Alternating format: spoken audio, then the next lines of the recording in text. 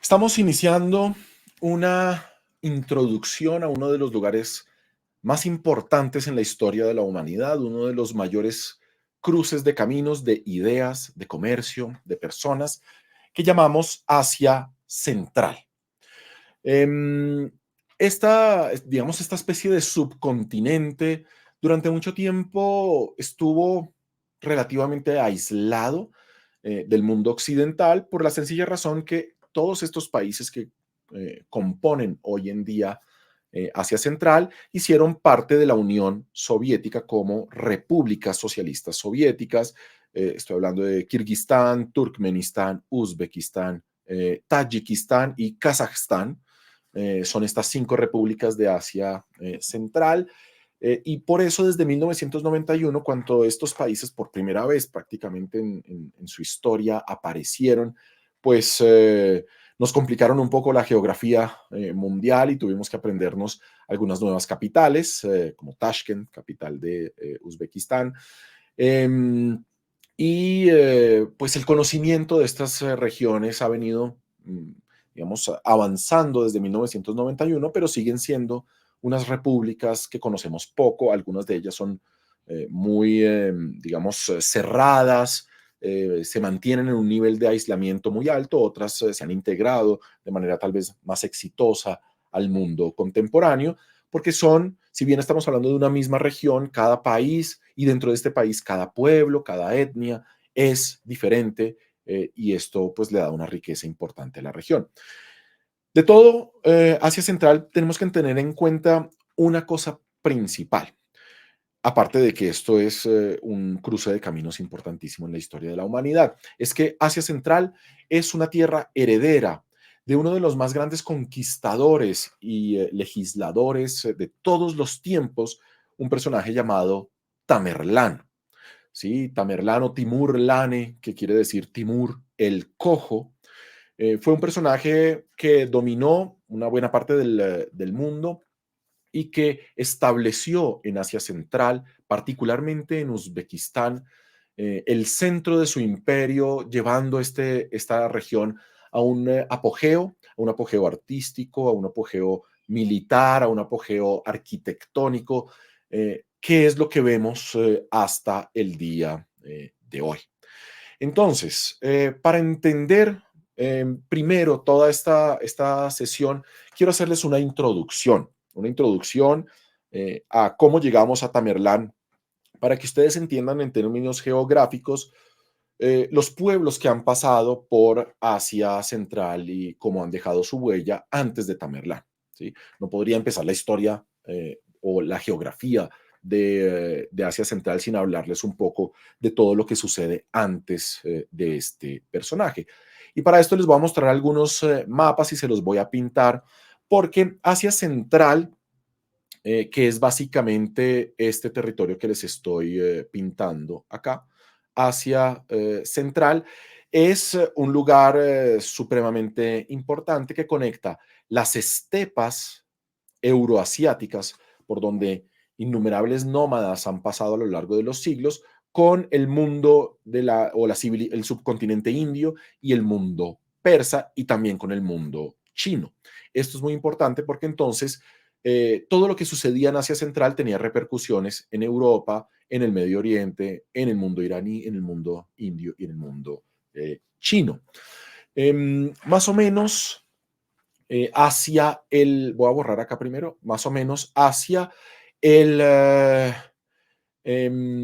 hacia el siglo X antes de Cristo, estas regiones vieron llegar algunos de los pueblos que marcarían la historia de la humanidad, que son los pueblos indoeuropeos, unos pueblos que son los que empiezan o inventan el nomadismo, que es esta particularidad de dominar o crear rebaños para desplazarse con ellos en los pastizales euroasiáticos, ¿sí? Y ese modo de vida nómada pues va a marcar buena parte de la historia de las estepas, por lo menos hasta el siglo XIX, cuando los rusos empiezan a sedentarizar una buena parte de estas estepas. Esos indoeuropeos vienen de lo que es la actual Ucrania y el sur de Rusia, más o menos en esta época del siglo X empiezan realmente a dominar el resto de las estepas desplazándose a caballo, porque pues además de todo los nómadas son los que van a domesticar el caballo y después van a inventar la rueda, y van a invadir el norte de la India, van a invadir el Medio Oriente y pues los pueblos del norte de la India y buena parte del Medio Oriente son herederos de estos indoeuropeos. Para nosotros en Asia Central, de estos pueblos indoeuropeos, que los llamamos indoeuropeos porque son lenguas que se hablan desde Europa hasta la India. Entre las lenguas indoeuropeas está el español, está el ruso, está el inglés, está el persa o el farsi, está el hindi en el norte de la India, ¿sí? Todas estas lenguas están emparentadas, y todas vienen de este núcleo común que son los indoeuropeos. Como les decía, en el caso de Asia Central, durante mucho tiempo, las lenguas dominantes de estas regiones fueron indoeuropeas, aunque hoy en día, y esa es la idea de la sesión de hoy, la lengua dominante es la lengua turca, pero durante mucho tiempo fueron indoeuropeas. Dos lenguas particularmente, la lengua sogdiana, sí, la lengua de Sogdia, que se hablaba en este lugar, les anoto la palabra para que aparezca en pantalla, Sogdia, o sogdiano, que es la lengua, que ha desaparecido, es una lengua que se extinguió, pero todavía una parte de esta región se llama Sogdia en las lenguas contemporáneas, y la lengua tocaria o el tocario que se habla en esta parte del mundo, ya les anoto, tocario, que también era una lengua indoeuropea, de una rama de los indoeuropeos que son las lenguas iraníes. Hay muchas lenguas iraníes. Digamos que si ustedes viajan a Irán, en Irán no se habla iraní como tal. El iraní no es una lengua. El iraní es una familia de lenguas entre las cuales está el persa, el tayiko, y muchas otras lenguas que estaremos viendo. Entre ellas, el sogdiano, ¿sí? Y el tocario. Y estos dos, digamos, dos etnias y estas dos lenguas siempre estuvieron en contacto con la China, ¿sí? Porque, digamos, la civilización china va a dominar en un principio estas regiones, y la única salida de China, debido a los Himalayas, es pasar por las tierras de estas lenguas tocarias, y tocario y sogdiana. Por eso estas dos territorios fueron dominantes en lo que después va a ser la ruta de la seda, ¿sí? Entonces, estos dos pueblos eh, estuvieron presentes en Asia Central, marcaron a Asia Central básicamente hasta la llegada del Islam, ¿sí? Si ustedes hubieran viajado la ruta de la seda en el siglo IV, quinto después de Cristo, o en el siglo segundo después de Cristo, un poco antes, las lenguas que se hablaban acá eran estas dos.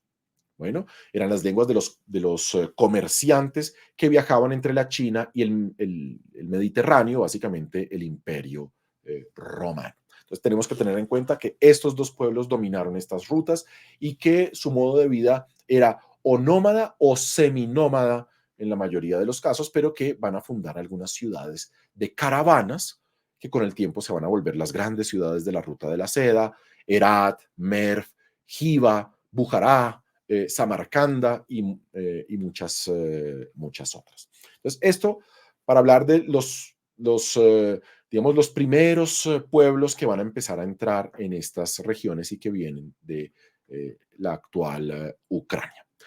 Pasemos al segundo mapa, porque con el tiempo estos pueblos indoeuropeos se van a ir diversificando y se van a ir rompiendo en diferentes tribus. Ya teníamos a los sogdianos, a los tocarios que vivían acá, pero con el tiempo aparecen otros de los que nos empiezan a hablar los griegos y los romanos y las fuentes persas también, y que tienen todos que ver con Asia Central. Primero, les voy a pintar mapa sobre mapa para que entiendan esto. Vamos a tener una época donde unos nómadas de la estepa muy importantes, llamados los escitas, van a dominar esta parte del mundo, ¿sí? Estos escitas también tenían un modo de vida nómada, estaban en contacto directo con los griegos. Estamos hablando de los escitas para el siglo V antes de Cristo. Por ejemplo, en el siglo IV Alejandro Magno se enfrenta a los escitas cuando conquista el imperio persa. Entonces, estos escitas van a dejar una huella, también eran pueblos de lengua indoeuropea, básicamente van a dominar estas tierras hasta el siglo II antes de Cristo. ¿Sí? Y también van a participar en todo este comercio. Los escitas, ante todo, eran grandes comerciantes que se servían de la configuración de los ríos de Rusia, que van de norte a sur, ¿sí?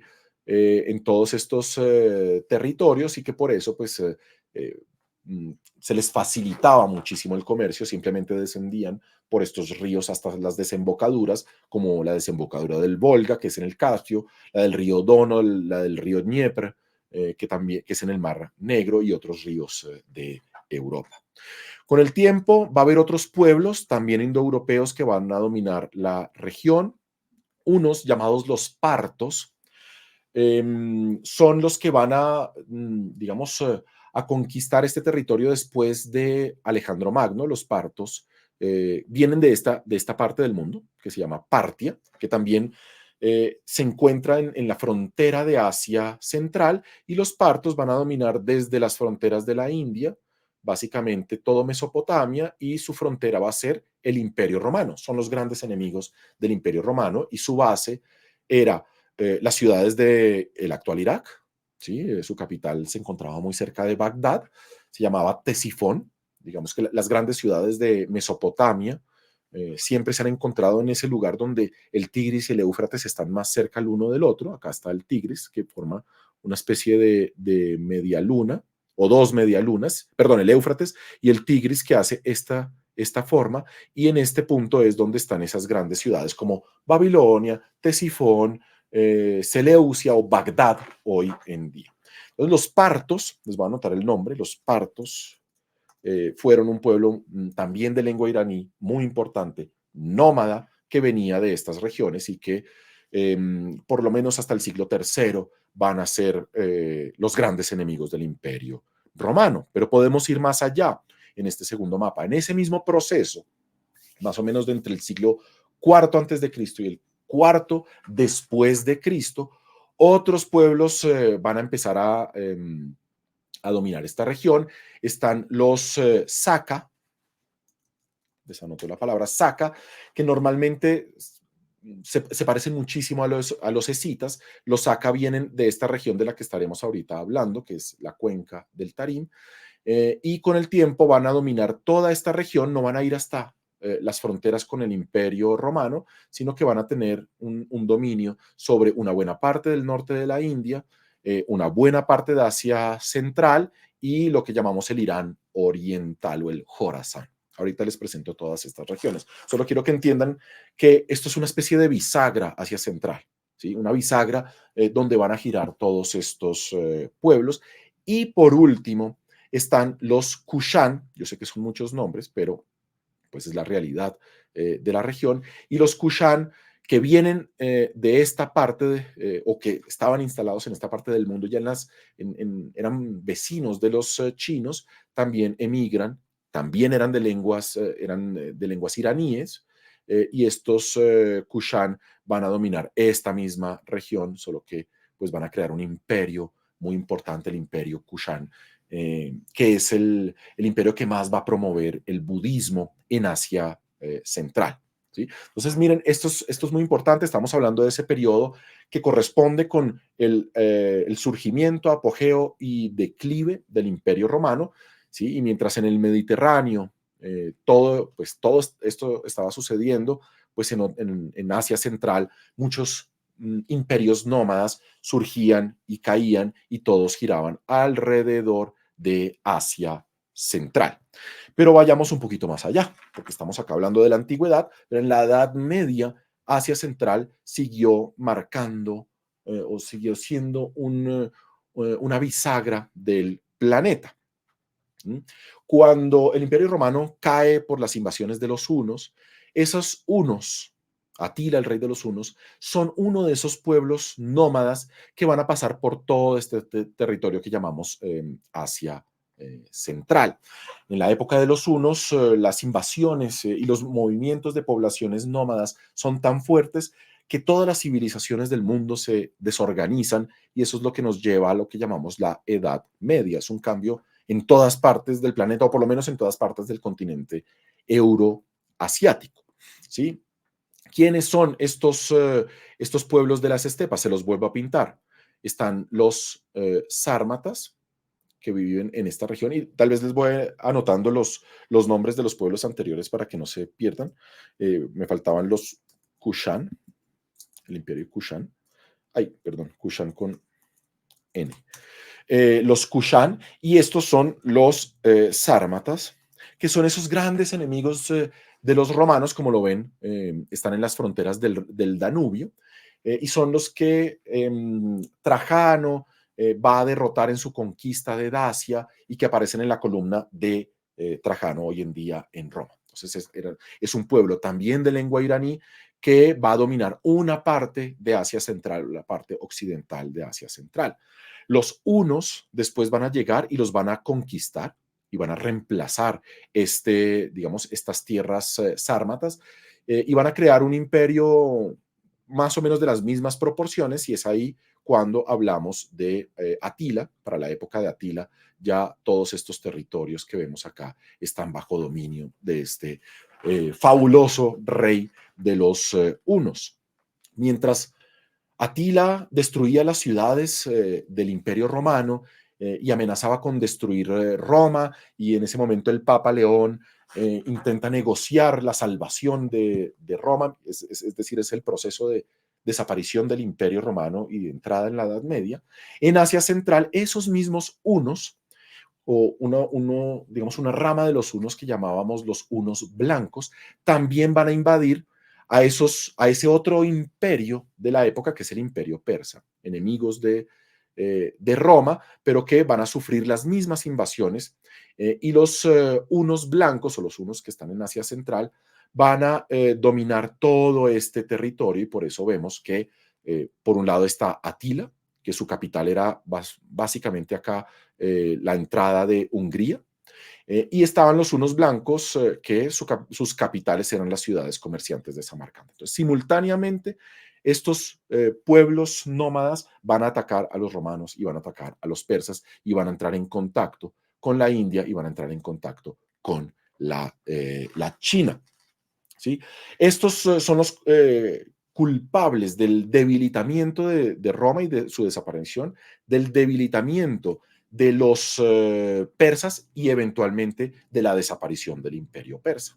Para el siglo VII después de Cristo, cansados estos dos imperios de luchar entre ellos dos, perdón, cambio de color para que se vea un poquito más, cansados de luchar entre ellos dos y cansados de repeler invasiones que venían de la estepa, no se dan cuenta que en la ciudad de la Meca y de Medina está surgiendo entre las tribus árabes una nueva religión, que es el Islam, y el Islam va a aprovechar la debilidad de estos dos imperios para conquistarlos y crear ¿no? Lo que llamamos el Dar al-Islam, la fabulosa civilización islámica que va a expandirse por todos estos territorios, conquistándolos y llevándonos definitivamente a lo que conocemos como la Edad Media.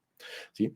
Ya entrados en la Edad Media, los pueblos de las estepas van a seguir invadiendo y van a seguir teniendo un rol importante, solo que ahora ya no van a ser pueblos de lengua iraní, sino que empiezan a aparecer unos pueblos que vienen de esta región de Mongolia, que se llama el Altai, ¿sí? Las montañas Altai, y estos son pueblos que hablan una lengua completamente diferente a las lenguas indoeuropeas, son lenguas altaicas, el mongol y el turco, ¿sí? Es la llegada de los turcos digamos, a las civilizaciones sedentarias, y estos turcos van a crear imperios muy parecidos a los anteriores, imperios de nómadas, muy parecidos a los anteriores, en particular el imperio de los ávaros, que son digamos, los nómadas que van a dominar la Edad Media, contra quien lucha Carlomagno, lucha contra los ávaros, y finalmente es Carlomagno el que destruye el imperio ávaro y se toma la fabulosa ciudad caravana o ciudad nómada de los ávaros, que es lo que permite crear el imperio carolingio con el dinero y el oro que capturan en esta capital ávara. ¿Sí? Pero también, los ávaros son un pueblo de lengua turca, probablemente uno de los primeros pueblos de lengua turca que aparece en el continente europeo. Por el otro lado, otros turcos dominan también Asia Central, digamos que están emparentados, igual que los pueblos iraníes se dividen en diferentes tribus, pero todos tienen un modo de vida muy parecido. Entonces, del otro lado del Mar Negro y del Caspio, aparece eh, una tribu liderada por unos guerreros fabulosos que se llaman los selyukíes. Entonces, les anoto las dos palabras, ávaros, que son los turcos que se encuentran en Europa, y después los selyukíes, que son estos otros nómadas que ya van a crear el primer gran imperio turco. Yo sé que son muchos nombres, sé que tal vez muchos de estos nombres son nuevos, no importa, lo que me interesa acá es que vean mejor dicho, que entiendan que Asia Central es el eje central de todo esto, el eje giratorio. Entonces, estos selyukíes, inspirándose un poco de los partos y de estos pueblos que ya les he mencionado, van a crear un gran imperio que se llama el Imperio Selyukí, ¿sí? Que es de este tamaño. Digamos, su eje central, las capitales de los selyukíes serán las ciudades iraníes y las ciudades de Mesopotamia. Y de hecho, como dato curioso, estos selyukíes son los que van a invadir el imperio bizantino y eventualmente van a llevar a que esto que llamamos hoy en día Turquía, este territorio que llamamos hoy en día Turquía, esté poblado de turcos. Los selyukíes penetran en esta región en el año 1071, tras una famosa batalla llamada Manzikert, la batalla de Manzikert, y derrotan a los griegos bizantinos y empieza la turquificación de lo que es la actual Turquía. Esto es la plena Edad Media. Estos pueblos, al entrar en territorios que se habían convertido en la civilización islámica, se van a islamizar y se van a volver guerreros islámicos de modo de vida nómada, ¿sí? Nómadas islámicos con una capacidad de combate muy fuerte. Todos estos movimientos, y llego al último antes de hablarles de Tamerlán, todos estos movimientos serán sencillamente un ensayo para que el más organizado de todos estos pueblos termine dominando el mundo, que son los mongoles. Después del imperio selyukí, que estamos hablando del siglo XI después de Cristo, piense que el siglo XI es la época del feudalismo en Europa, para que lo identifiquen. En el siglo XIII, 2 siglos más tarde, los mongoles que vivían en esta parte de Eurasia y que venían originalmente de los bosques de Siberia, empiezan a organizarse y un líder carismático y fabuloso guerrero llamado Genghis Khan los unifica a todos en un gran ejército y estos mongoles van a salir a conquistar el mundo. Lo primero que van a hacer es dominar el norte de la China, ¿sí? Anexando estos dos territorios. Después, acto seguido, van a atacar y conquistar Asia Central, ¿sí? Y de acá empezarán como este es el puente del mundo, empezarán a atacar otros territorios, conquistarán Irán y Mesopotamia, después penetrarán en Anatolia y seguirán su camino hasta el desierto del Sinaí, conquistando todo esto. Y después, en otra serie de campañas, van a conquistar Rusia, ¿sí? Destruyendo la gran ciudad de Kiev, y de hecho los rusos estarán bajo dominio mongol durante más de 250 años, y estos mongoles van a llegar básicamente a lo que es la actual Croacia, conquistando durante un tiempo a los húngaros, una parte de Polonia, y después, finalmente, la última gran conquista de los mongoles será la China, y con esto crean un imperio mundial que iba desde el Adriático hasta las costas de Japón y básicamente desde Siberia hasta las fronteras de la India y de Egipto. Entonces, ¿por qué les muestro todo esto y por qué a esta velocidad? Finalmente, Los mongoles son el penúltimo de los grandes imperios de la estepa, que va a tener como eje central estas estepas centrales y los altiplanos de Mongolia. Y esto nos lleva al último de los grandes imperios y el último de los grandes conquistadores de la estepa por una sencilla razón, que es Tamerlán, obviamente, por una sencilla razón, y es que después de los mongoles y en la época de Tamerlán, que es el siglo XV y el siglo XVI, es el Renacimiento, básicamente, y después la época barroca, los europeos desarrollan las armas de fuego y sobre todo van a poner en embarcaciones cañones, haciendo que sean fortalezas flotantes, y de esa manera los pueblos de la estepa ya no van a tener la capacidad de conquistar el mundo, sino que estamos entrando en la era de dominio europeo hasta el siglo XX. ¿Sí? Entonces les quiero hablar de ese último personaje que es el gran Tamerlán, uno de los más sangrientos conquistadores de todos los tiempos, que tiene el honorífico título de El Príncipe de la Destrucción.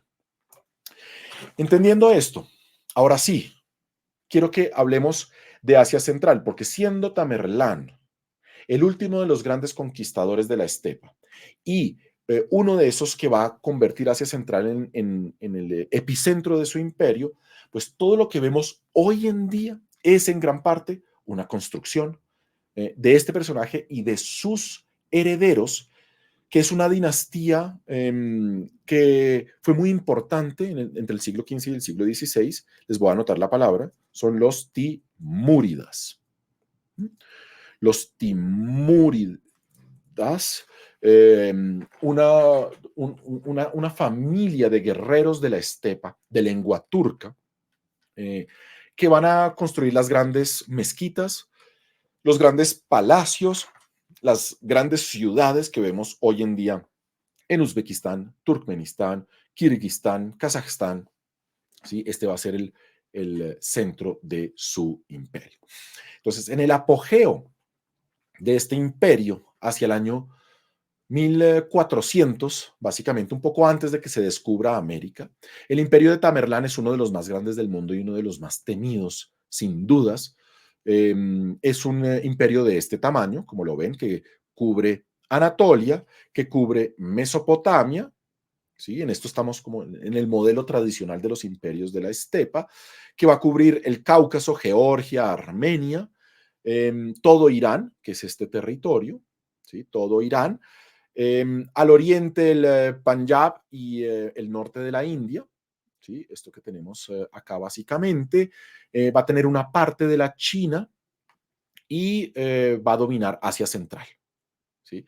Asia Central, y como lo ven, Asia Central es el eje, el corazón del imperio, y en ciertas ocasiones va a dominar las estepas del sur de la actual Rusia. ¿Listo? Entonces, este es el territorio de Tamerlán, pero principalmente, y acá borro un poco para que no se me pierdan, principalmente el corazón del imperio es todo esto que llamamos Transoxiana, que ya ahorita les voy a presentar en su geografía. Transoxiana es una especie de media luna entre el inicio de los Himalayas y el mar Aral, ¿sí? Esta especie de media luna que hoy en día llamamos Uzbekistán. ¿Sí? El país Uzbekistán, y la media luna está formada por dos ríos muy famosos desde la antigüedad. Primero, el Amu Daria, les anoto el nombre, Amu Daria, el Amu Daria o el Oxus, ¿sí? Y ese es el nombre, Amu Daria es el nombre en persa, Oxus es el nombre en griego. Tenemos el nombre en griego porque esas son tierras que va a conquistar Alejandro Magno, y por eso tenemos su nombre en griego. Y ese es el del sur, y al norte el Sir Daria. El Sir Daria, que es el que marca el final como de esa zona de irrigación gracias a estos dos ríos y ya el inicio de unas estepas mucho más duras, mucho más frías que son las estepas de Siberia. Pero no debemos equivocarnos, ojo, por este imperio que creó Asia Central y lo que vemos hoy en día, porque esa fabulosa expansión que se hizo a sangre y fuego, de ahí el nombre del príncipe de la destrucción que le van a dar merecidamente a Tamerlán. No significa que Tamerlán reinara por todos estos territorios, porque exceptuando esta parte central de su imperio, el resto, por ejemplo, Mesopotamia, el Cáucaso, la India o el mismo Irán, va a ser inestable y disputado, y por eso, desde que muere Tamerlán, sus sucesores van a tener serias dificultades en dominar estos territorios y se van a concentrar en dominar solamente esta parte, el corazón del imperio, que es el actual Uzbekistán y el norte de la India. ¿Sí? Finalmente, solo Asia Central va a mantener esta presencia de la dinastía de los Timúridas. Recuerden, estamos hablando del siglo XV, ese proceso en el que portugueses y españoles están empezando a explorar las costas del África y están a punto de llegar a América.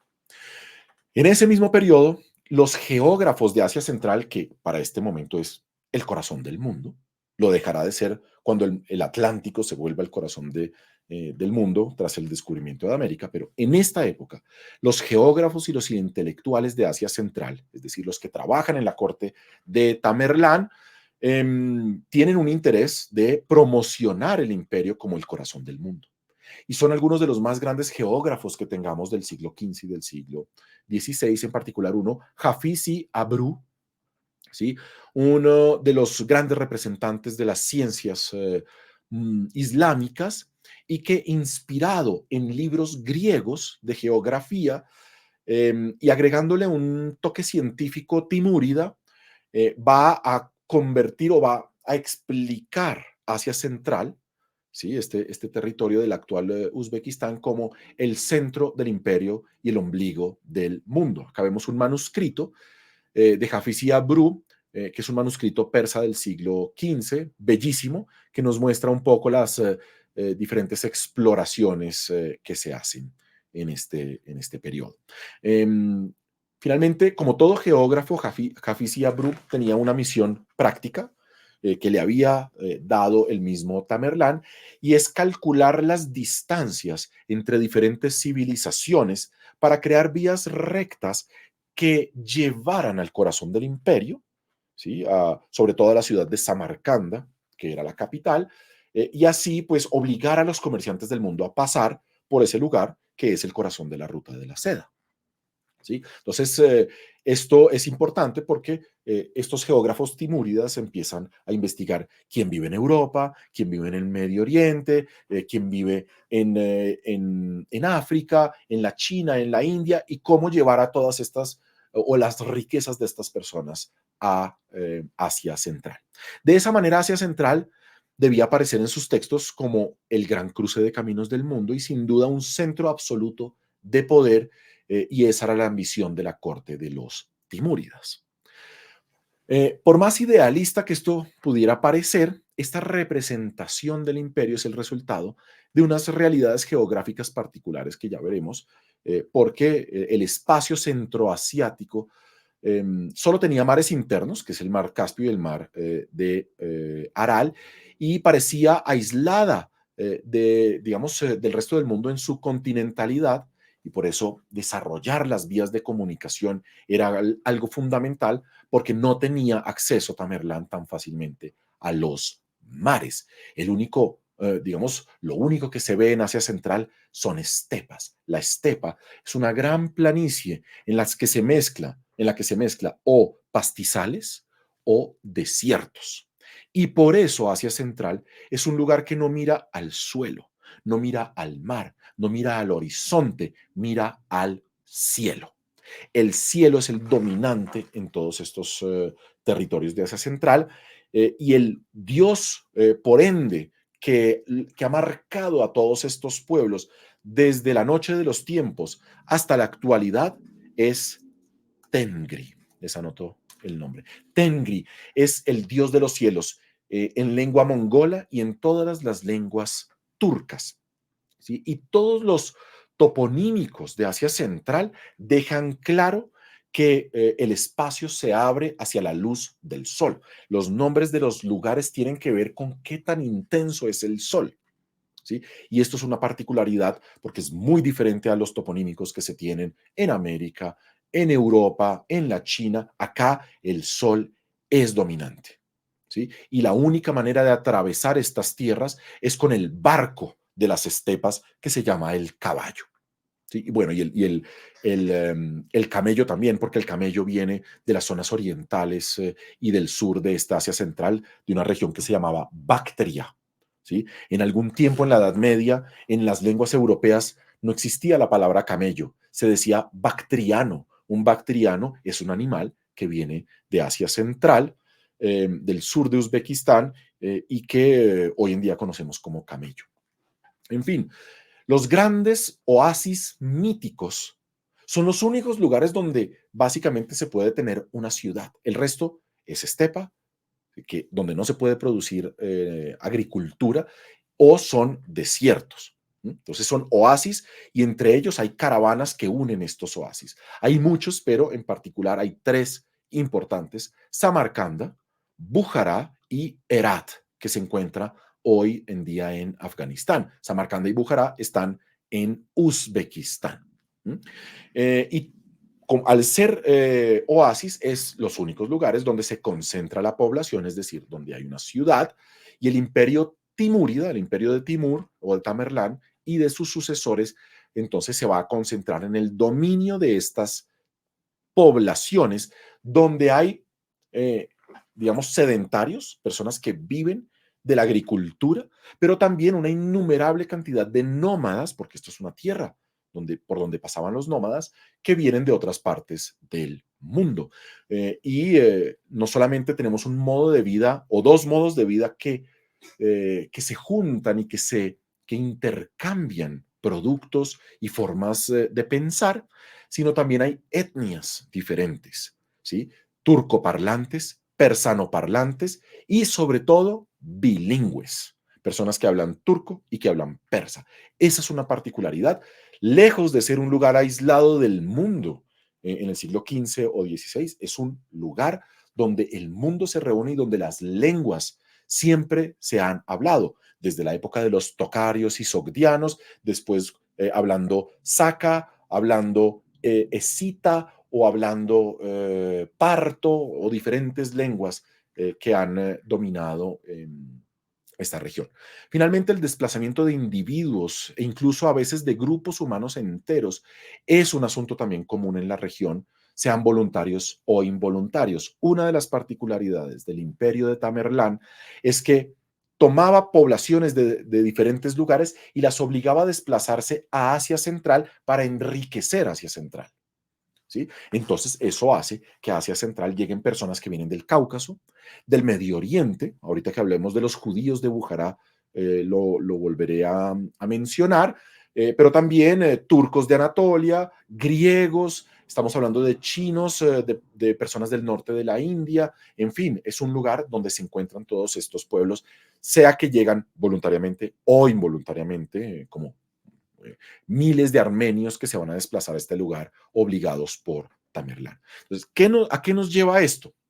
A una geografía móvil, líquida, podríamos decirlo, una geografía líquida de Asia Central, que es un área política y cultural de una gran complejidad, de una gran riqueza, que se resiste a cualquier simplificación. Esto no son los Istán, como los mencionamos. Esto es un lugar de cruce de caminos, de cruce de culturas, de cruce de ideas, de religiones, de personas, que se ve en lo que tenemos hoy en día, con una arquitectura riquísima, con unas lenguas variadas, con unas religiones, ¿no? Que siempre han estado ahí presentes y que han influenciado el modo de vida de las personas, y todo esto en medio o atravesado por la violencia sangrienta de muchas, innumerables conquistas en las que varias veces estas ciudades han sido destruidas y reconstruidas, y es algo que está profundamente anclado en la región por donde pasaron escitas, hunos, turcos, mongoles y finalmente las tropas de Tamerlán, que Tamerlán de hecho nace a las afueras de la ciudad de Samarcanda. Quisiera que pasáramos a la segunda parte. Y acá creo que es vital que tomen nota.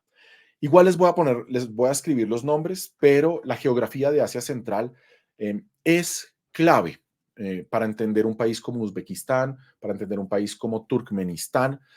Son regiones que, viéndolas en el mapa, cobran todo el sentido y nos explican el porqué de las rutas de la seda. ¿Por qué hablamos de la o las, mejor, las rutas de la seda? Y es que estas regiones, cada una tiene su significado en esa conexión fabulosa entre el Mediterráneo, por un lado, y la civilización china, y por otro lado, la civilización india. Entonces, hablemos un poquito de esta geografía y les quiero presentar las regiones. Empecemos por el espacio natural, ¿sí? Asia Central se define de esta manera. No es una definición monolítica, pero es la que yo les voy a dar, pero pueden encontrar muchas otras. Esta es la que para mí es la definición más clara de Asia Central. Es un espacio, ojo, entre el mar Caspio, que está acá, entre el mar Caspio al occidente y lo que llamamos los montes celestes al oriente. Estos montes que están del otro lado del desierto de Taklamakan, ¿sí? Y que marcan la entrada a Mongolia. Entre estos dos espacios se encuentra Asia Central. ¿Qué son estos montes celestes? Ya sabemos que el dios del cielo es Tengri, entonces son unos montes que se llaman Tengri Tag. Tengri Tag. Y por otro lado, entonces ya vimos el Caspio, Tengri Tag, y por otro lado, de norte a sur, está flanqueado por las estepas de Kazajistán, ¿sí? Que son estas, y que claramente se ven como una meseta, porque después de esta meseta lo que tenemos en Siberia son bosques, y ahí no viven los nómadas. Los nómadas no sobreviven en los bosques porque tienen rebaños. Necesitan que sus rebaños, sobre todo de caballos y yeguas, puedan alimentarse de pastizales. En el bosque no hay pasto. ¿Sí? Por eso los nómadas no viven en los bosques. En los bosques viven pueblos de los bosques, que son ante todo en esta época cazadores y recolectores. Entonces, está flanqueado al norte por las estepas de Kazajstán o el final de las estepas de Kazajstán y al sur por una ciudad que se encuentra en Afganistán, que es Kandahar, y obviamente acá los Himalayas. ¿Sí? Entonces, esta es de nuevo la definición.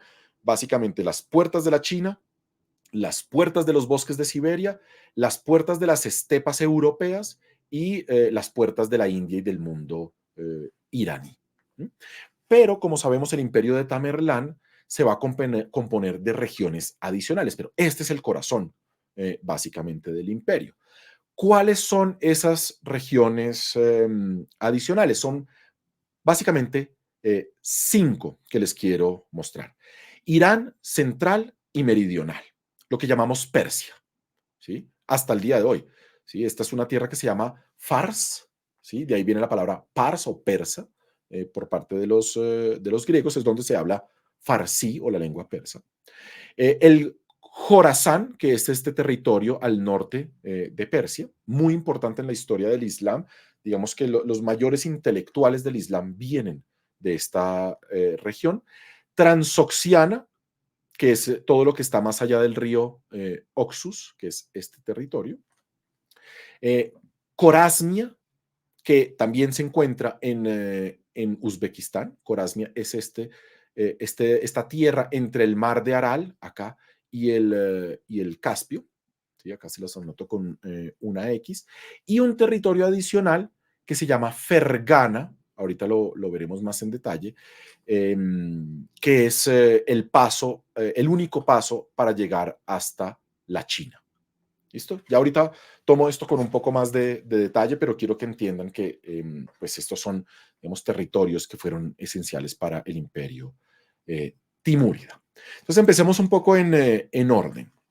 Irán central y meridional son unos territorios que desde la antigüedad se llamaban, por ejemplo, la tierra de los Medas, la tierra de los persas, y que, como lo ven, son regiones completamente montañosas, ¿sí? O son altiplanos, ¿no? O mesetas, que llamamos las mesetas iraníes, En algunos momentos son montañas que son prácticamente imposibles de atravesar y que están, digamos, limitadas por diferentes realidades geográficas. Bueno, lo primero es las estepas de Azerbaiyán, acá, el Tigris y el Éufrates, que ya es la civilización mesopotámica, el Golfo Árabo-Pérsico y el Océano Índico, y al norte, pues unas regiones montañosas que llamamos el Jorasán. Esto es Irán central y meridional. Es básicamente el Irán de hoy en día. Vayamos un poco más allá. Jorasán, ¿sí? El país del Levante, como se podría traducir desde el persa. Es una región, entonces, entre ese corazón o ese Irán meridional y Afganistán que se encuentra acá. ¿Sí? Es una zona montañosa también que podríamos delimitar de esta manera. A ver, esto es básicamente el Jorasán. Es la puerta de entrada a Irán, que también es una zona montañosa, pero la puerta de entrada a las estepas, porque es también el final de estas zonas montañosas. ¿Qué limita el Jorasán? Acá está el nombre, ¿no? Ojo. ¿Qué limita el Jorasán? Los montes Elbrus, que como lo ven son fabulosos, son casi infranqueables. Esto es al norte. Estos son los montes Elbrus, acá al norte.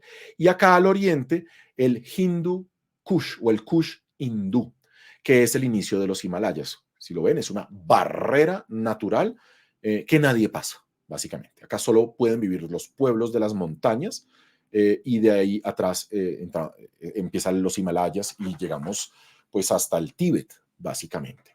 Por eso estas tierras son tan difíciles de controlar por parte de imperios extranjeros como el imperio británico, el imperio soviético o los norteamericanos. Esto no lo domina nadie, son territorios de una geografía extremadamente compleja. El Hindu Kush es hoy en día Afganistán o la parte oriental de Afganistán.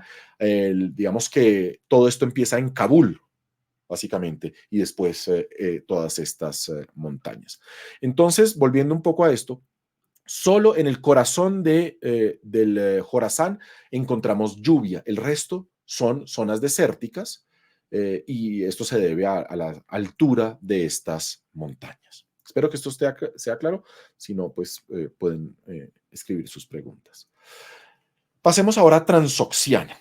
¿Sí? Un territorio históricamente muy importante porque Transoxiana es el epicentro de la ruta de la seda. Es donde está Samarcanda, donde está Bujará y donde está Jiva, las tres grandes ciudades de la ruta de la seda. ¿A qué le llamamos Transoxiana? Trans, esto es una palabra griega, ¿no? Trans es que está más allá y Oxiana es la tierra o el río Oxus, ¿sí? El Amudarya que les decía. El Amudarya es un río que nace en el Kush hindú, ¿sí? Y básicamente en los Himalayas, y que termina acá en el mar de Aral, ¿sí? Entonces, todo lo que está más allá de este río, o sea, más al norte, con respecto a Persia, todo lo que está más al norte se le llama Transoxiana. Es un lugar de una extrema importancia en la historia, ¿sí? Lo que está al sur del Oxus es la tierra de Irán. Lo que está al norte del Oxus es la tierra de Turán. Les anoto la palabra. Turán. Turán, ¿qué es? La tierra de los turcos. Es como los persas llamaban a esas estepas donde los nómadas de lengua turca en la Edad Media vivían. ¿Sí? ¿Qué quiere decir esto? Es algo muy parecido a lo que en el Imperio Romano era el Rin y el Danubio, la frontera entre la civilización y los bárbaros, o entre una civilización sedentaria y unos pueblos nómadas de rebaños y de grandes guerreros. Esa es digamos, el imaginario alrededor de este río Oxus. Lo que está al norte son conquistadores, básicamente, ¿sí? Ahí estamos hablando de Atila, de Gengis Khan, de Tamerlán, y todo lo que está al sur es la gran Persia, la gran tierra de los iraníes. Y Transoxiana está flanqueada al norte por otro río que nace acá en los Montes Celestes, que se llama, ya se los mencioné, el Sir Daria. Sir Daria. Entonces, esta especie de media luna es lo que llamamos la Tierra de Transoxiana. Vayamos un poco más allá, ya les mostré esto, ¿no? Entonces, vuelvo a repetir para que no se me vayan a perder. Tenemos acá el Jorazán, ¿cierto? Tenemos acá el Jorazán, tenemos acá a Transoxiana, ¿cierto? Y lo que está de este lado, de Asia Central, que son lugares semidesérticos, pero donde se puede practicar, o se podía, hasta antes de la época soviética, se podía practicar la agricultura, se llama Khorasmia, ¿sí? O Jorazmia, como se pronuncia en persa. ¿Por qué es importante este lugar? Porque es uno de los puntos claves de la ruta de la seda. La ruta de la seda, para que me entiendan, iniciaba en la China, acá, esta es la China, iniciaba en la China, pasaba, ahorita les mostraré por este estrecho entre el Tíbet y los Montes Celestes, llegaba a Transoxiana y por el río Oxus o el Sirdaria llegaba hasta el Mar de Aral y por el Mar de Aral pasaba por el norte del Caspio y del norte del Caspio llegaba al Mar Negro, al Mar de Azov y después el Mar Negro, y de acá a Constantinopla y de Constantinopla al resto de Europa, ¿sí? O de Constantinopla al norte del África. Por eso Corasmia es tan importante. Como dato curioso, no sé si han oído hablar de un personaje que se llama Al-Juaresmi, ¿sí? Al-Juaresmi es el que escribió un libro que se llama Kitab al-Jabr, ¿sí? Y que se traduce como el libro del cálculo. Kitab al-Jabr, el que inventó el cálculo, ¿sí? Entonces, Al-Juaresmi viene de estas regiones y va a aportarle al mundo el álgebra como tal. Entonces, Corasmia, otra parte importante de este territorio, y nos queda una, para no llenarlos de nombres, pero todos estos son territorios muy importantes. Acá les hice un pequeño zoom, que es esta otra media luna, ¿sí? Que se llama Fergana. También es uno de los territorios del el actual Uzbekistán. Fergana es particularmente estratégico porque es la única salida de la China. No hay otra salida posible de los productos chinos al resto del mundo. De nuevo, les muestro la civilización china que básicamente pues, se va a extender de esta manera. Y para sacar los productos chinos, primero, no se puede ir a Mongolia porque ahí está el desierto de Gobi. No, no hay, digamos, población suficiente que compre estos productos. Solo se puede pasar por este estrecho corredor que lleva al estrecho corredor de Fergana y de ahí a Asia Central. Por eso Fergana juega un rol particularmente importante entre los Himalayas y entre los montes celestes. Es un territorio que desde la noche de los tiempos los chinos han tratado de controlar y todos los imperios de Asia Central también, porque el que controla Fergana controla la ruta de la seda. ¿Sí? Controla la ruta de la seda. Este desierto que tenemos acá, que se llama el Taklamakan, les voy a anotar el nombre. Taklamakan. Es un territorio hoy en día que pertenece a China y que los chinos pues siempre trataron de controlar para acercarse a Fergana y de esa manera pues poder vender más fácilmente sus productos sin depender de terceros. Entonces, esta es la puerta de entrada a China. De nuevo les muestro. Fergana es esto. Este es el desierto de Taklamakan, ¿sí? Y la puerta de Jade, que la ven acá en este mapa, es el acceso a la China. Es este territorio. Pues hoy en día es ¿no? Un lugar arqueológico, pero era el lugar donde estaban las aduanas chinas que controlaban el comercio sobre todo de jade, pero después también de la seda y de diferentes productos. Acá, por ejemplo, como dato histórico, se han encontrado varias monedas del Imperio Romano, ¿sí? Porque eran uno de los productos apreciados en los intercambios comerciales que se organizaban en este lugar. Entonces, buena parte de todo este territorio centroasiático está atravesado por unas fallas geográficas supremamente importantes que determinan el porqué de la ruta de la seda. Yo creo que acá queda claro, la única manera de sacar los productos de la China es este corredor. Entonces, si me permiten, quiero hacer un breve resumen, porque me imagino que son muchos nombres, pero quiero que entiendan la importancia estratégica de Asia Central. Tenemos Jorazán, acá, Corasmia, acá, ¿sí? Transoxiana, acá, ¿sí? Fergana, acá, el desierto de Taclamacán, acá, la puerta de Jade, y si ven que se abre esto como una especie de embudo que nos lleva a la civilización china. ¿Listo? La ruta de la seda es lo que pasa por todos estos lugares, o las rutas, recuerden, son varias, por el río hasta las estepas europeas, o si no, tomando al sur y atravesando los desiertos hacia Irán y de ahí hacia el Mediterráneo. De la misma manera, los productos que vienen de Europa vienen por el Mar Negro, que es la vía que va a tomar Marco Polo. ¿Sí? Marco Polo viene por el Mar Negro, por el norte del Caspio, llega a las ciudades de Transoxiana y ahí hay dos opciones. O se desciende hacia la India, digamos, evitando el Kush hindú, o se entra a la China, como va a entrar Marco Polo, por este único corredor.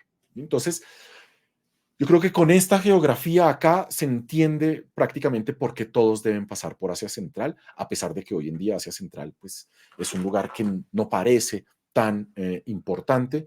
Los vestigios de la arquitectura de las ciudades, la antigüedad de estas ciudades, pues se explica entonces en este cruce de caminos. Bueno, vamos a continuar.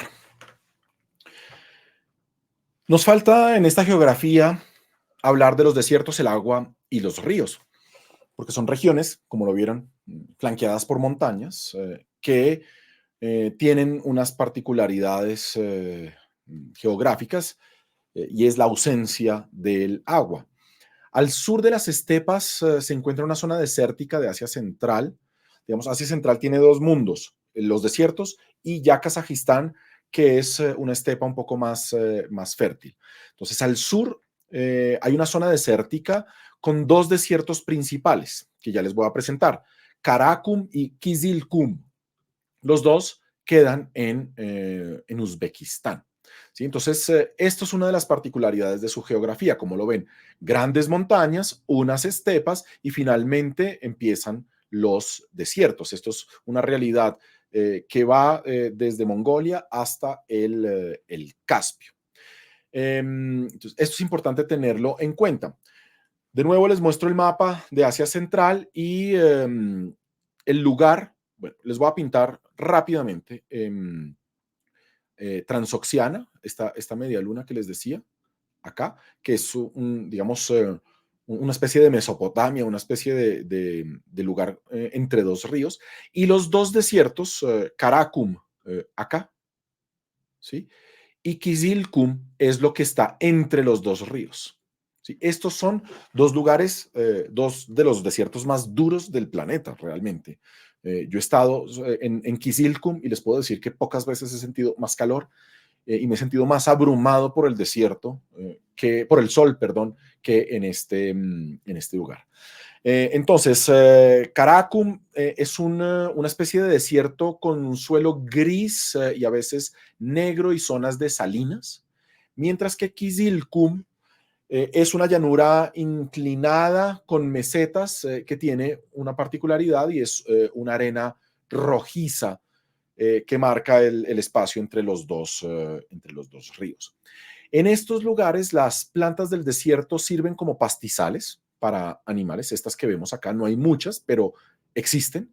Y los nómadas lo que usan es el saxaul, este árbol que tenemos acá, que sirve a veces para que los rebaños sobrevivan y que sirve sobre todo como leña y refugio contra el viento. Esto es básicamente la única protección que se tiene. El agua, desde siempre hasta el día de hoy, y creo que en los siguientes años va a ser aún peor, es un recurso central de la región. Así como los debates alrededor del Nilo en el África son particularmente picantes, acá en Asia Central el tema del agua puede llegar a convertirse también en un asunto geopolítico mayor. Em, entonces, es un recurso vital en una región completamente árida, desde las dinastías medievales hasta los timúridas y los gobiernos contemporáneos, porque estos dos ríos que les mencioné, el Sir Daria y el Amu Daria, vienen de los glaciares en las montañas. ¿Sí? Es la única fuente de agua, estos glaciares. Si se derriten, Asia Central muere, básicamente. ¿Sí? Entonces, en el territorio timúrida, estos dos ríos que les mencionaba, Amu Daria y Sir Daria, fluyen hasta un punto que no es un mar abierto, sino es un mar cerrado, el mar de Aral. ¿Sí? Estos ríos tienen entonces una historia geológica, política y mitológica que los une al mar de Aral. Pero acá aprovecho para darles una información muy importante. Ese mar de Aral, que fue digamos, el corazón digamos, del acceso al agua de Asia Central, hoy en día ya no existe. Se produjo una catástrofe ecológica, o más bien los soviéticos produjeron una catástrofe ecológica porque quisieron drenar, secar el mar de Aral para convertirlo en tierras de cultivo. Miren, acá vemos el Amudaria, que debía llevar a un gran mar y hoy en día es simplemente unas zonas donde no se puede cultivar porque se han salinizado demasiado y además se secó el mar y ya no hay manera prácticamente de revivir el mar de Aral. Para que vean la catástrofe ecológica eh, a qué se refiere. Acá estamos hablando del mar de Aral hacia 1980 y esto es como es el mar de Aral hoy en día. ¿Sí? Es un desierto. Esto es una catástrofe realmente natural, al punto que la historiografía soviética, es decir, lo que se escribe de historia soviética hoy en día está marcado por una vertiente historiográfica que es la historia ecológica. ¿Sí? Uno de los, digamos, de los temas de moda en la actualidad cuando se habla de historia soviética no es ni la vida de Stalin, ni de Lenin, ni de esas cosas que son más de, digamos, de historia popular y no académica. La historia académica de la Unión Soviética hace un énfasis particular en sus desastres ecológicos porque los estamos viviendo hoy en día. Entonces, los historiadores intentamos entender cómo se llegó a estos puntos. ¿Sí? Entonces, yo personalmente me acuerdo de haber trabajado mucho con estos temas en centros de investigación porque son temas de una realidad pues tajante. Miren lo que queda del fabuloso mar de Aral. No queda absolutamente nada, es una catástrofe ecológica. En fin, con esto podemos pasar a la tercera parte. Y esta tercera parte, pues quiero simplemente, no los quiero complicar demasiado, pero sí quiero que entiendan algo fundamental de Asia Central. Y es que es un mundo hoy en día dividido entre dos pueblos, los turcos y los persas, hasta el día de hoy. ¿Recuerdan? Les dije que Amudaria o el Oxus es la frontera entre Irán y Turán, Irán siendo la tierra de los persas, Turán siendo la tierra de los turcos. Pues es importante esto porque los turcos originalmente son nómadas y los persas son sedentarios. ¿Sí? Entonces, no es solamente una diferencia entre dos lenguas, sino dos modos de vida también. Ahora, a veces esto se ha exagerado mucho como si fueran dos cosas completamente separadas. Cuando uno viaja a Uzbekistán se da cuenta que es difícil diferenciar un turco de un persa hoy en día. ¿Sí? En su apariencia, en su modo de vida, no es tan evidente, pero pues hay unas diferencias que persisten desde la época de Tamerlán. Entonces, los nómadas de Asia Central, recuerden, Asia Central siendo básicamente este territorio, y este es el Amudarya, acá. Entonces, los nómadas de Asia Central a menudo se identifican con los turcos o con los turco-mongoles. De nuevo, los turcos-mongoles son unos pueblos que vienen de las montañas Altai, que están acá, que hablan lenguas altaicas y que por diferentes razones van a emigrar a Asia Central, pero no solamente a Asia Central, van a emigrar al norte de la India, a Irán y, como lo sabemos, a la Turquía actual. ¿Sí? Pero en Asia Central, pues van a tener que pasar por Asia Central. Mientras que entonces, estos son pueblos nómadas originalmente, ¿sí? Mientras que las poblaciones sedentarias se hacen llamar persas o tayicas. Tayicas. Les voy a anotar el nombre porque hoy en día hay un país que se llama Tayikistán. Tayikos. ¿Sí? Entonces, los tayikos son los persas o los persanohablantes de Asia Central y los turcos son los turcoparlantes de Asia Central. Esto es muy importante tenerlo en cuenta porque no se conoce por fuera de Asia Central, pero son dos modos de vida, así como durante tantos siglos los pueblos de lengua iraní dominaron la región, después llegan los turcos que van a dominar la región y las dos culturas se van a ir mezclando, solo que los pueblos de lengua iraní terminan practicando la agricultura y viviendo en las ciudades, y los pueblos turcos van a mantener durante mucho más tiempo su modo de vida nómada. Cuando hablo de turcos, entonces, ojo, es esta serie de tribus que van desde el extremo oriente de Rusia hasta Bulgaria, ¿sí? No son los turcos de la República de Turquía. Digamos que la República de Turquía ha monopolizado la palabra turco, pero turcos son esas personas que hablan lenguas turcas. Y la realidad es que los habitantes de Turquía hablan turco, pero los azeríes también. En el norte de Irán se habla turco. En muchas regiones de Afganistán se habla turco. En todo Asia Central se habla turco. En el Volga se habla turco. En Kazajstán se habla turco. En las fronteras orientales de Mongolia se habla turco. En el Turquestán chino, donde viven los uigures, que es acá, se habla turco. Es más, si ustedes viajan hacia Kamchatka, se hablan lenguas turcas o túrquicas. ¿Sí? Entonces, turco no es solamente la lengua de la República de Turquía. Hay turcos por todas partes del planeta. Hubo una expansión de los turcos como les decía al principio, con los turcos selyukíes, con los turcos otomanos, que se siente hasta el día de hoy. Hay una especie de línea turca entre Europa, como lo ven, y Mongolia, básicamente. ¿Sí? Todo esto son pueblos de lenguas turcas. Entonces, la palabra turco como tal nace en el siglo VI después de Cristo, más o menos.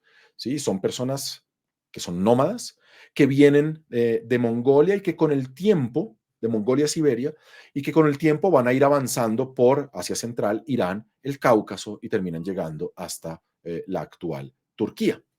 El término tayiko o tayiko, a veces se escribe sin D, se ha utilizado mucho menos, pero se ha empleado desde el siglo VI también para hablar de todas esas poblaciones de lengua persa en Afganistán, Uzbekistán, Tayikistán, más o menos en estos territorios, es decir, buena parte de Asia Central.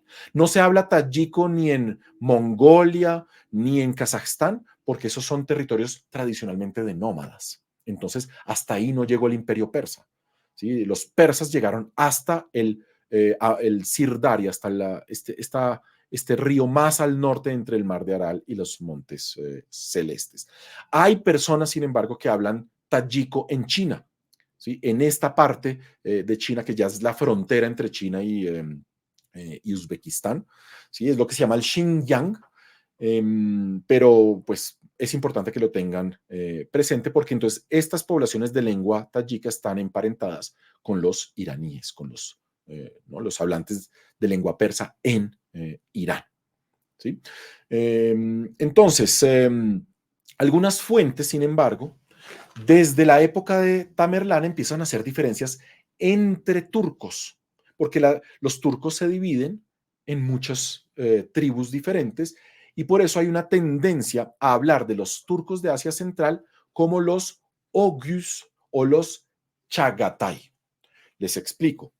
Cuando un turco de Turquía habla en su lengua con un turco de Uzbekistán, se entiende aproximadamente el 80% de lo que hablan, siendo que son pueblos que desde hace unos 1000 años están separados. Perdón, 1000 años no, desde hace unos 500 años están separados. Esto es muy importante porque piensen que en nuestros propios países, entre una región y otra, por lo menos acá en Colombia, a 250 kilómetros, uno ya empieza a sentir acentos realmente diferentes del español. El turco, al ser una lengua aglutinante, no cambia tanto. Es una lengua mucho más estable en el tiempo. Me atrevería a hacer una exageración, pero no demasiado, y es que la lengua misma de alguien como Atila, el rey de los hunos, no sería tan diferente del turco moderno hoy en día, siendo que una persona que hable latín en el siglo I antes de Cristo y una persona que hable latín en el siglo IV después de Cristo probablemente ya no se entienden tanto. Y para el siglo VIII después de Cristo, ¿sí? En 800 años, no se entienden nada porque ya ese latín ya no se llama latín, se llama el español, se llama el francés, el italiano. Entonces, lo que nosotros hablamos, que es la lengua española, pues sí, lo llamamos español, pero es un latín contemporáneo, básicamente. En el turco estos cambios no se producen tan fuertemente y por eso hay un tipo de turco que es el oghuz, que es el de Asia Central, pero también el de Turquía, y es un turco que se entiende bastante bien hasta el día de hoy. También se le conoce como Chagatai, y acá les hago una pequeña aclaración. Chagatai originalmente es el nombre de un líder mongol, uno de los nietos de Genghis Khan, un nieto que va, digamos, el imperio mongol, les pinto rápidamente, el imperio mongol, estamos hablando del siglo III y siglo IV, digamos, se va a consolidar con Genghis Khan, pero con el tiempo se va a dividir en diferentes grupos. Un grupo al norte, más o menos en este territorio, que se llama la Horda de Oro, ¿sí? Unos mongoles en China, ¿sí? Que va a ser la dinastía Chini, que va a dominar durante mucho tiempo China. Va a haber unos turcos del sur de las tierras persas que se llaman los Ilhanes, y toda esta parte central del imperio mongol va a ser dominada por uno de los nietos de Genghis Khan que se llama Chagatai. ¿Sí? Entonces, para las poblaciones de Asia Central, el que hablaba turco o mongol se le decía igual, es un Chagatai. ¿Sí? El tema es que la palabra Chagatai pasa de ser el nombre de una familia, porque los Chagatai van a dominar esta región, a convertirse en un etnónimo, en el nombre de una etnia.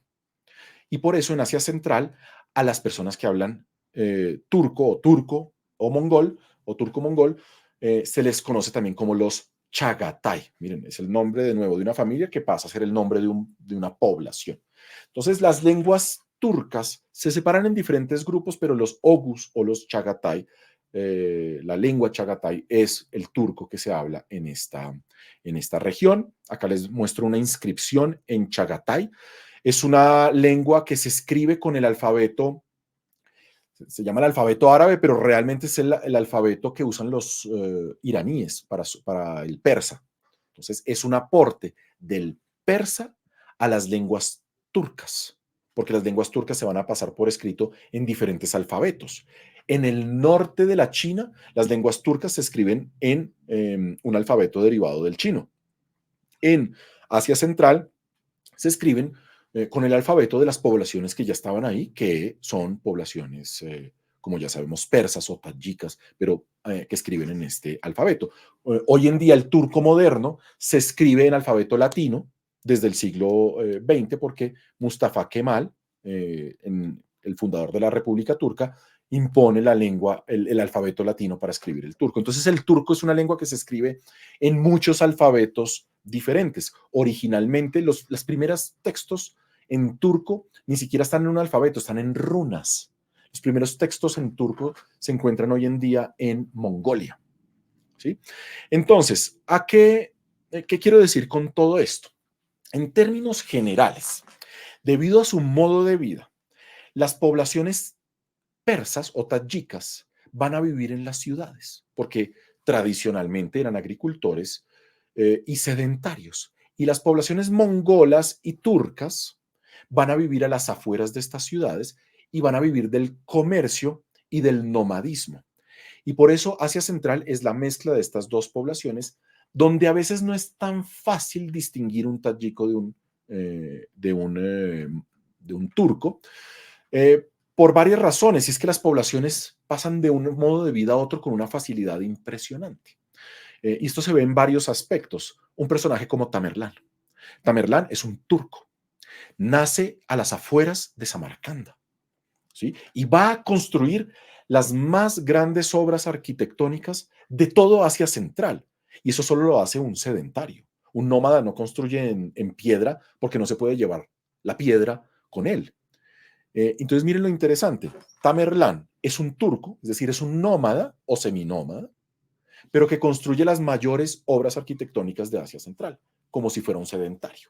Entonces, las dos poblaciones conviven y conviven de una manera bastante exitosa porque los sedentarios producen, por ejemplo, bienes manufacturados, producen comida y, bueno, diferentes aspectos que vienen de las ciudades, y los nómadas producen leche, producen pieles para vestirse, y caballos que necesitan las poblaciones en las ciudades. Entonces, tayikos y turcos constantemente se van a ir mezclando, y en las ciudades como Bujará, Samarcanda, Jiva, pues había una gran diversidad del modo de vida y de las lenguas. De la misma manera, la lengua persa y la lengua turca se van a ir mezclando.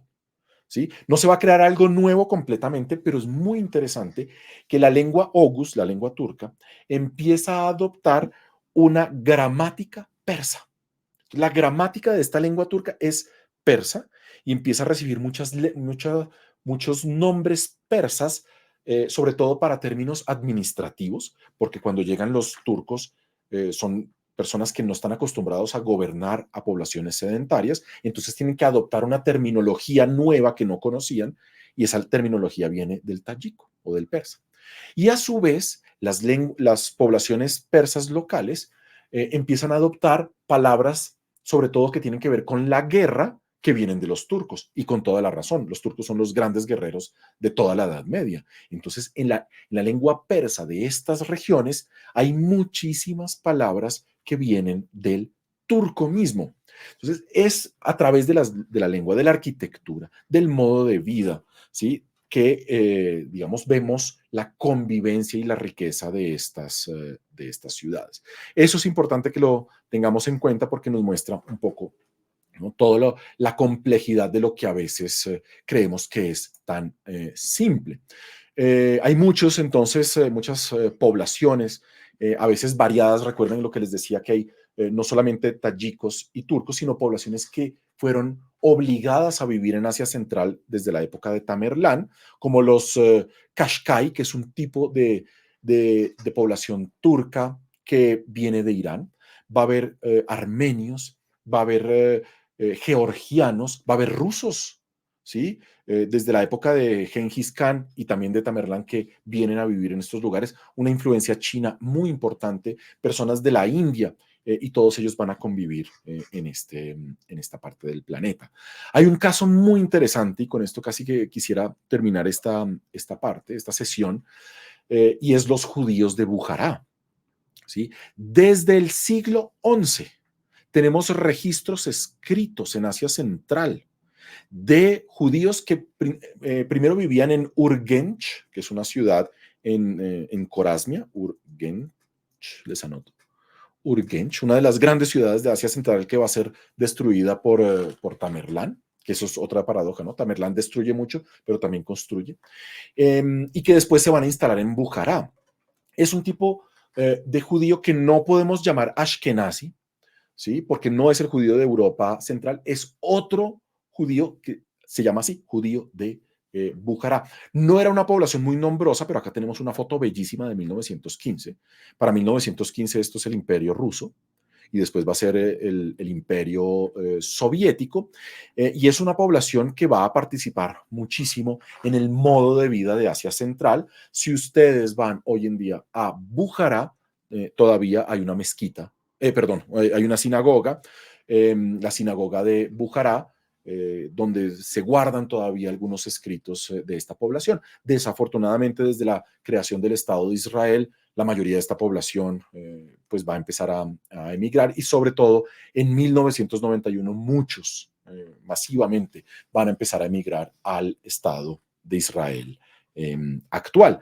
Pero tenemos más poblaciones desde la época, por lo menos de los persas sasánidas. Estoy hablando del siglo cuarto, quinto, sexto después de Cristo. Tenemos una población de gitanos muy importante hasta el día de hoy.